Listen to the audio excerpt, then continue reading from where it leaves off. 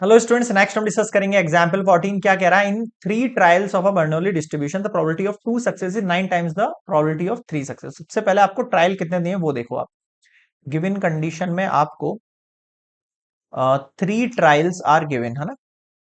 Three trials are,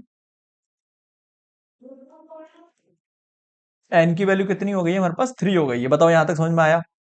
ठीक है, आगे अब बोल रहा है the probability of two success, है ना। प्रोबेबिलिटी ऑफ टू सक्सेस जो है वो 9 टाइम्स है प्रोबेबिलिटी ऑफ थ्री सक्सेस के। समझ में आ गया? ठीक है। अब आप लेट कर लो।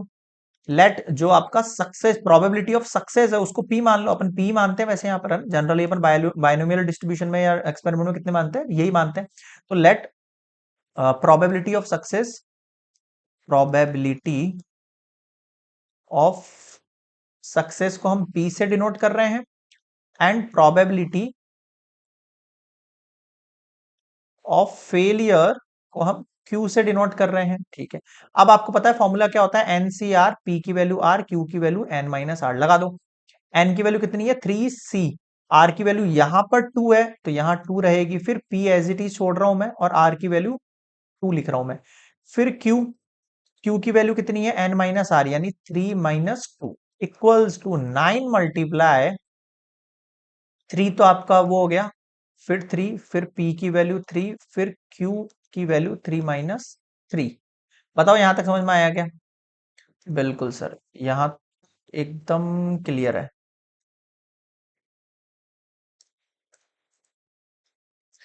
वेट वेट वेट के, अब आगे देखो। अब आप फॉर्मूला लगाओ, सॉल्व करो। 3 factorial divide by 2 factorial 1 factorial multiply. P की वैल्यू 2 है, कोई दिक्कत नहीं है। क्यू की वैल्यू 1 है, कोई दिक्कत नहीं है। मल्टीप्लाई, इसकी वैल्यू 1 होगी पता है आपको। पी की वैल्यू पावर 3, क्यू की पावर 0। ठीक है। अब क्या बच रहा है देखो। 3 multiply 2 factorial upon 2 factorial cancel out हुआ। पी स्क्वायर क्यू की power 1 equals to 9 multiply p की पावर 3 हो गया। ठीक है।